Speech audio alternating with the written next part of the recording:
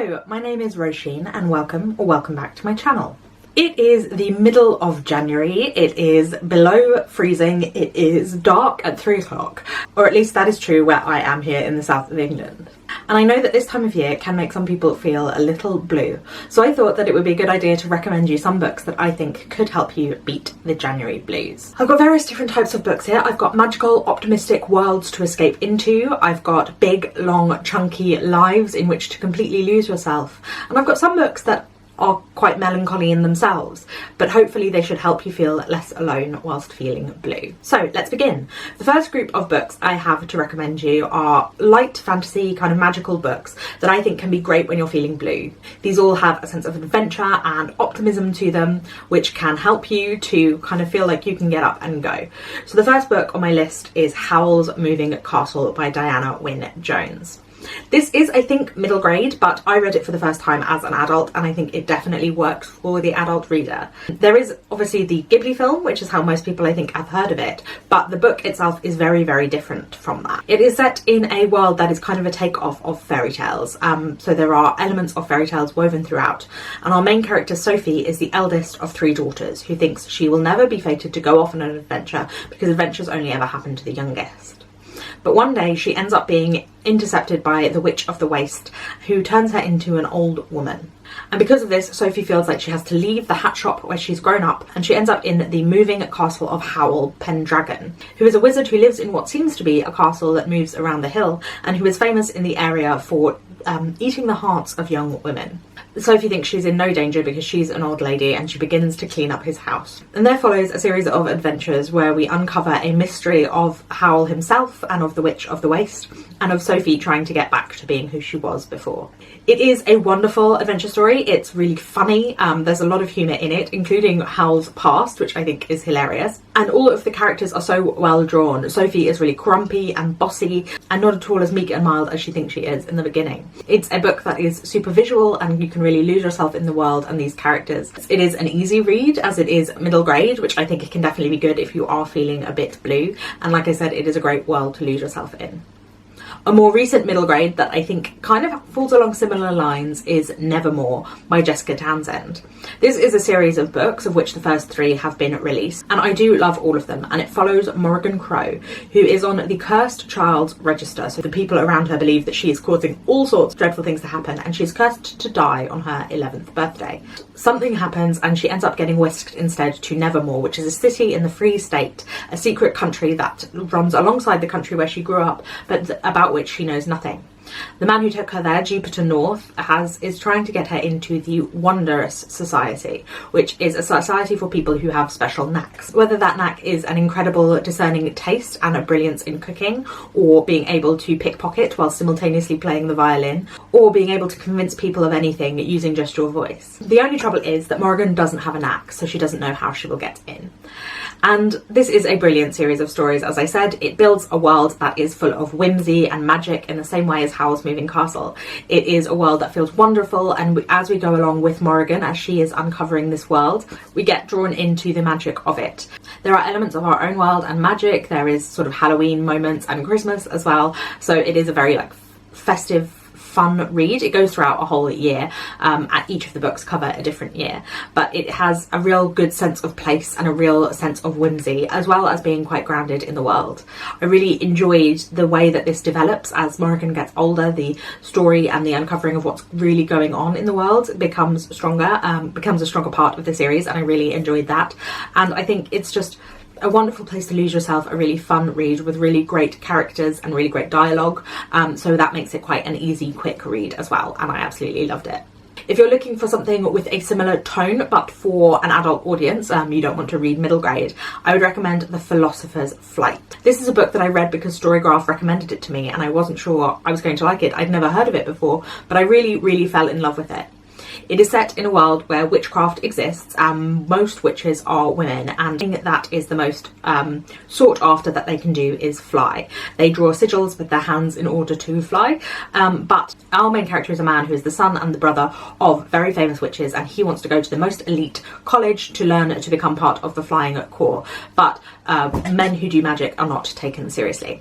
It is set in the early 20th century, around the time of the First World War, and although the history is different to real life history, there are parallels, as our witches end up being called up to help to transport people across the world. There are also people who are completely against witches and wish that women would stay in the kitchen, and they commit acts of terrorism. That is one of the underlying plots, but it does have that whimsy and the fun. It's based in a school-based environment, so it's a university rather than a childhood school, and our characters are adults, and there are themes of romance and of various other adult themes, including politics and loss and violence throughout, but it is in such a fun way, and I really, really enjoyed it. I think all of the characters are so greatly differentiated. When our main character does end up in college, he is surrounded by these women who are flyers, and they're all so well differentiated from each other. They all feel really well fleshed out, which I really appreciated, because that doesn't often happen in a large cast of characters in a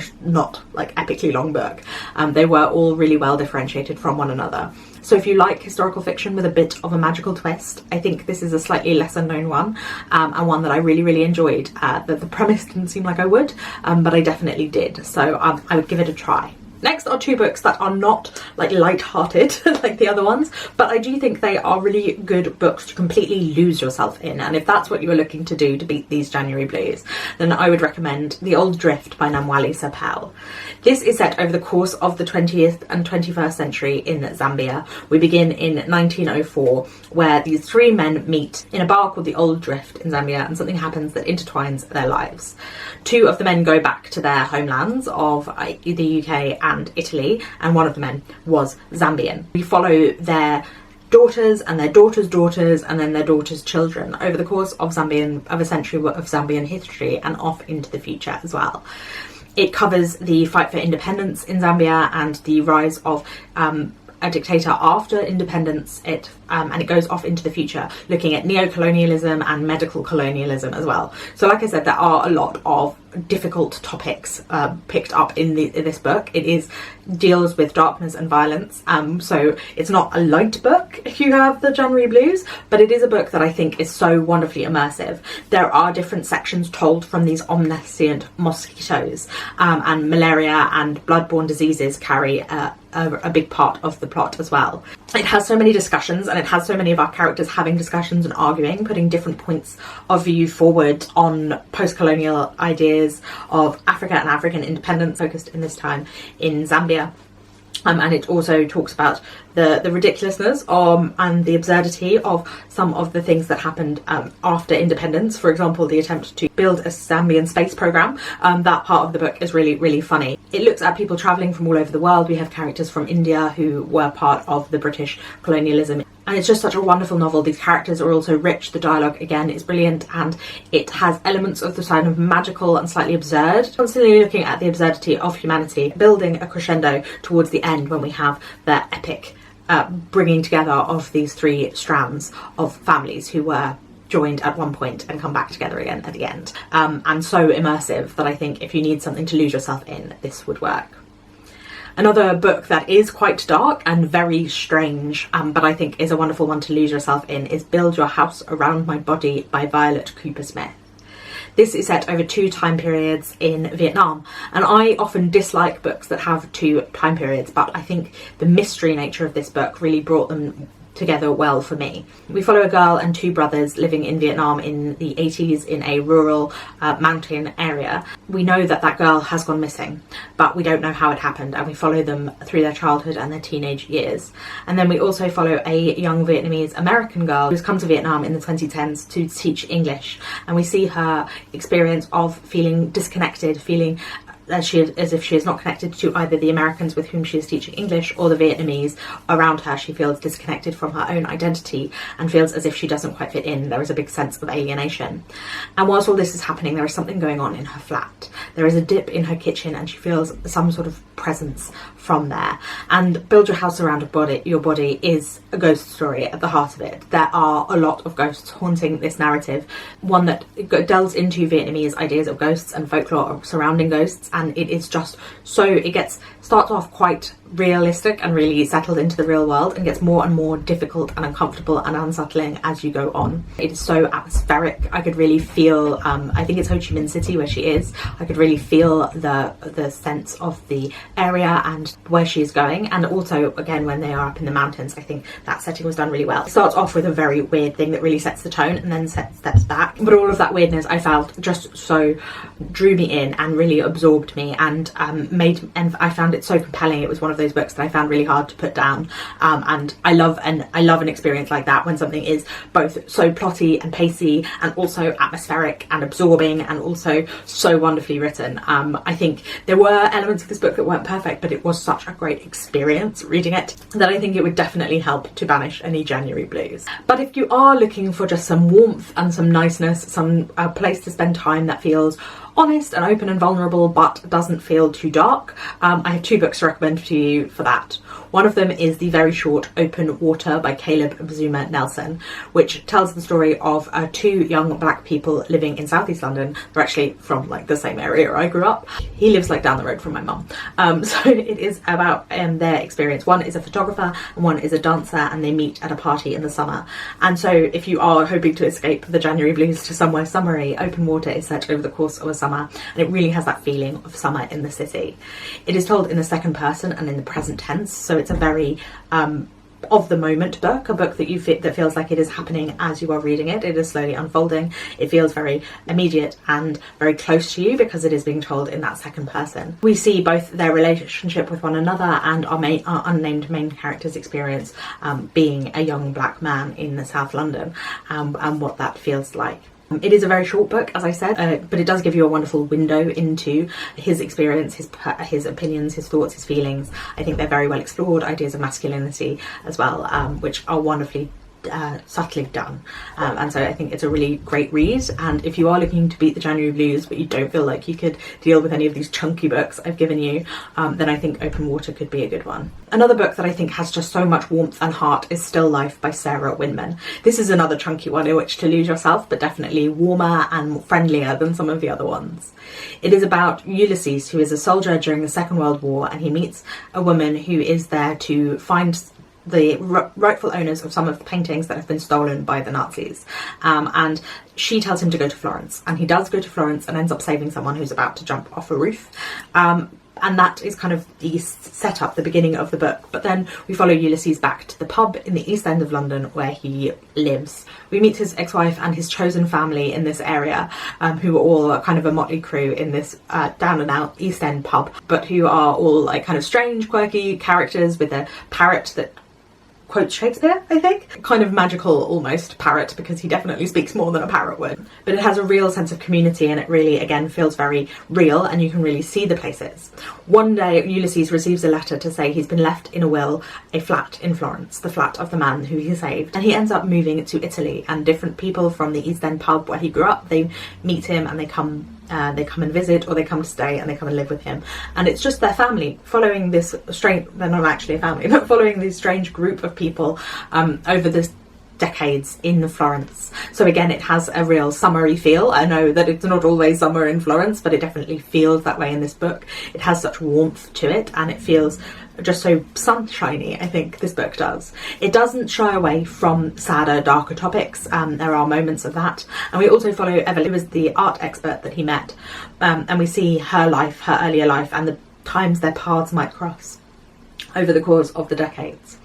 It is another book that is wonderfully visual, and it talks about art and hope and love and humanity, and there is a lot of sadness and tears in it as well, but in a very honest way, a way that feels beautiful and lovely, and it doesn't feel sad. It just feels a sense of pathos, I suppose. It is a really wonderfully lovely book that I think that anyone looking to lose themselves in something so warm and friendly, if you like books like I Capture the Castle, I think you would like Still Life. And then the final 3 books on my list are if you are looking to find literature that makes you feel less alone in your sadness. These books are not ones to distract you, but they are ones to console you, I would say. And the first one is My Name is Lucy Barton by Elizabeth Strout. This is such again, a warm, lovely novel, but it has much more melancholy to it than Still Life. It is a sad book, and it is dealing with dark things, but doing so in such a a way that feels so effortless and so simple and so straightforward, and that is a very difficult thing, I think, to do, a very difficult thing to write. It tells the story of Lucy Barton as she is looking back on a time when she was in hospital for a period of time, and her mother, from whom she was estranged, comes to stay with her and kind of looks after her, and their difficult relationship as they go through that, which also flashes back to her past growing up in extreme poverty in a very dysfunctional family. And Lucy is telling us this story. She's telling us this story from the vantage point of a few years on, quite a lot of years on, I think maybe even a couple of decades on from when this happened. She is looking back and she is telling us a story, and there are things that she tells us that she won't tell us. And so it is doing a lot more than it seems to be on the surface. On the surface, it feels like you are being told this straightforward story, but Elizabeth Strout allows us to see that there are moments purposefully being left out.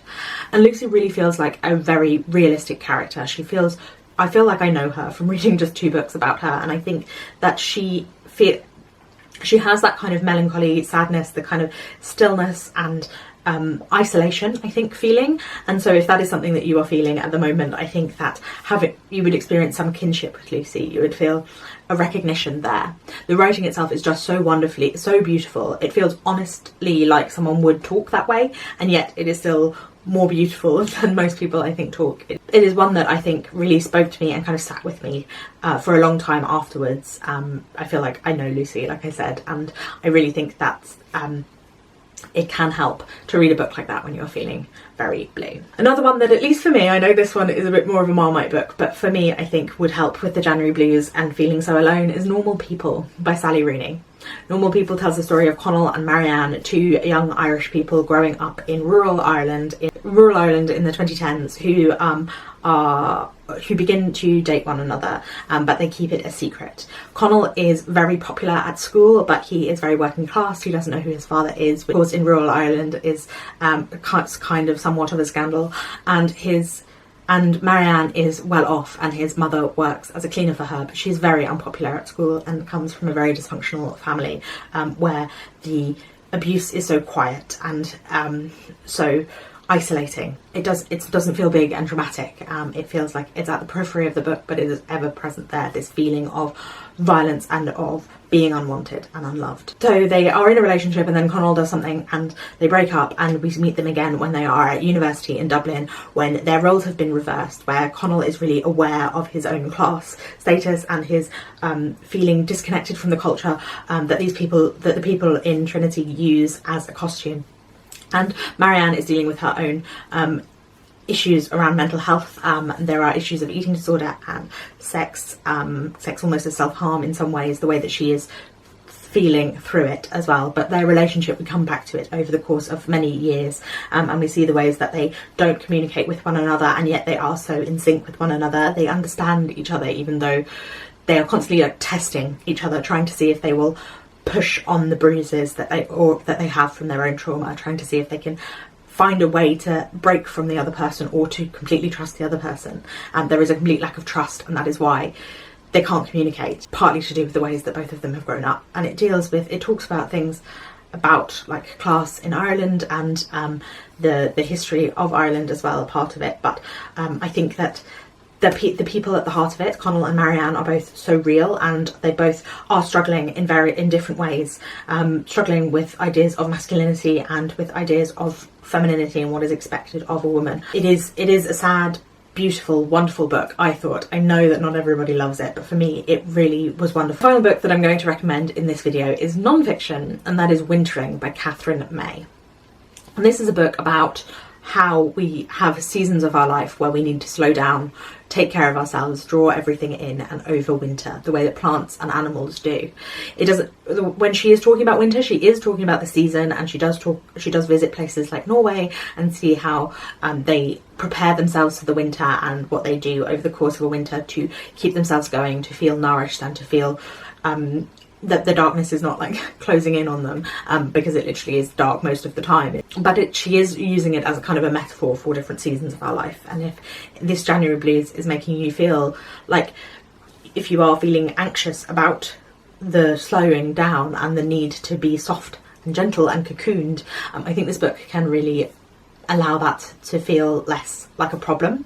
Like, of course, it's cold and it's dark and you just want to be like soft and gentle, and you don't want to be out there and active and going for things, and that is okay. We don't have to be constantly striving for more and for better. And I think that this book really helps if that is a way that you are feeling. It has some wonderful nature writing, personal writing as well from Catherine May's own experience, and I think it can really feel like you're reading a book about a friend, as if someone is reaching out to you and telling you about their own experience in a way that can help you to feel less alone.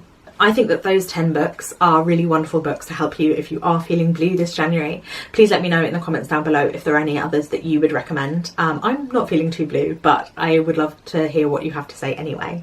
And thank you for watching. Please remember to give this video a thumbs up if you liked it, and to subscribe. I put out new videos twice a week, so I will see you again very soon. Thank you for watching. Bye bye.